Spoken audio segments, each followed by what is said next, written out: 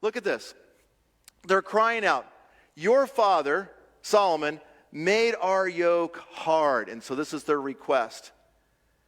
Well, if you remember back in our study, 120 years earlier, in 1 Samuel 8, when they said, give us a king. Remember, they went to Samuel and they said, we want a king. We want to be like everybody else. That was the title of the sermon. We want to be like everybody else. Are you sure you want that? You really don't want that. Because if you get a king and you're like everybody else, what's going to happen? He will take your sons. He will take your daughters. He will take your fields, a tenth of your seed, your servants, a tenth of your flocks, and you will become his what? Servants. You've got freedom right now. You lean into God. You follow God. You honor God. And you know what? Enjoy the freedom you got. And they're saying, no, we want to be like everybody else. We want a big government. We want to have a king, so forth. And he's going, you're going to be bled dry. Now 120 years later, what happens? They're being bled dry. And if you look down at the last part of the verse, then you will cry out in that day. This is the day. But the Lord will not answer you in that day. This is your chance. There's lines in the sand, friends. When God says something and he's warning us, it's like you can say, I don't want that. I'm going to do it my way. How many of you ever said, God, I'm going to do it my way? And then we do it our way, and then the consequences come, and then we say, God, why are you doing this to us? And it's like, told you so. Told you so. This is true all through history, friends. Big government enslaves people. How many of you have ever heard of a document called the Declaration of Independence? There's 27 infractions there that are listed against King George III. One of them is taxation.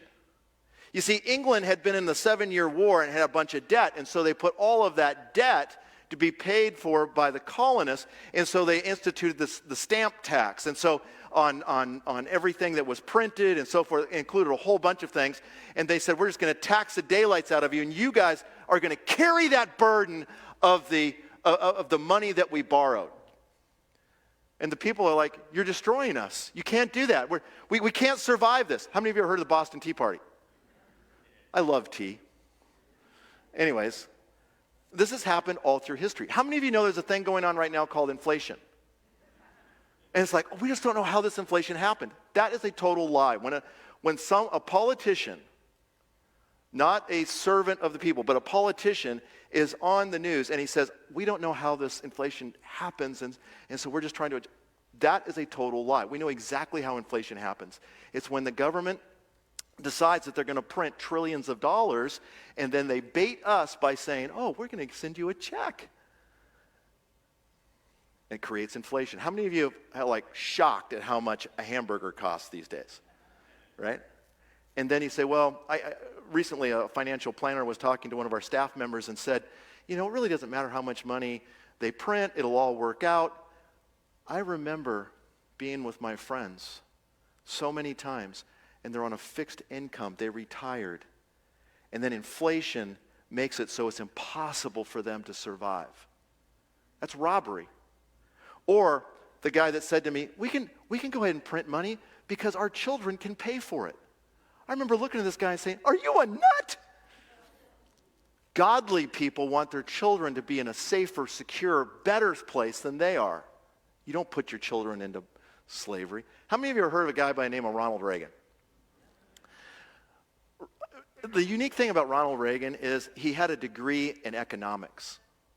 And so his understanding of economics is not typical of what you see in the government world. One of the things he said that's just so profound, people who think a tax boost will cure inflation, are we still hearing this? Yeah. Are the same ones who believe another drink will cure a hangover. How many of you know that doesn't work? I want you to see something that he said in 1975. It was true then, and it's true today. Listen to these words. When you and I were boys back in the Midwest, right, governments, federal, state, and local, were only taking about 15 cents out of every dollar earned. Today, they're taking almost half of every dollar earned in the United States. And most people don't realize it because the taxes are hidden in the so-called business taxes. The politician that stands up and yells, oh, let's save the little man, let's tax business, and everybody yells, hooray. They haven't figured out that every tax on business is just a part of the cost of production. And the customer winds up paying it when he buys the product. It's a hidden sales tax. There's 116 of them in the suit of clothes that each one of us is wearing. Suppose a lot of economists have suggested, and I don't know that it'll ever come to be in this country, that if they closed all of the loopholes and corporations and maybe tax loopholes and even on the rich certain loopholes and made a percentage income and made a flat fee without all of the deductions, that the government might raise as much money as they do now. Oh, sure. And really, the loopholes, this has been overdone by the politicians, too. No. The bulk of the money that is taken by what are called loopholes are the legitimate deductions with which, if the people didn't have them, they couldn't pay their income tax. Interest on their mortgage, interest on the installments on their car, their property taxes on their home, if they have one, and so forth. These are, in politicians' eyes, loopholes. But we ought to have tax reform, and we ought to start by making it so simple that you don't have to hire a lawyer to find out how much you owe every year. That's for sure. It used to be a little simplified, but not anymore. Johnny, we live in the only country in the world where it takes more brains to figure out your income tax than it does to earn the income. Maybe you're right. When budget deficits are what's causing inflation, I don't see that there's any room to be on either side of that argument. Yeah, I think the answer to curing inflation is a balanced budget. Now, how do you do that? I mean, how do you balance the budget? Well, balancing the budget is like protecting You don't your spend more than you take in, right? Yeah, it's like protecting your virtue. You have to learn to say no. That is true, friends. It was true in 1975, it was true in 1775, and it's true in 1995 and whatever the date is today. It's always going to be true. This is so amazing. I remember I had family members who were paying 19% interest on their homes when he became president. Some of you are raising your hands right now. The current tax code is a daily mugging.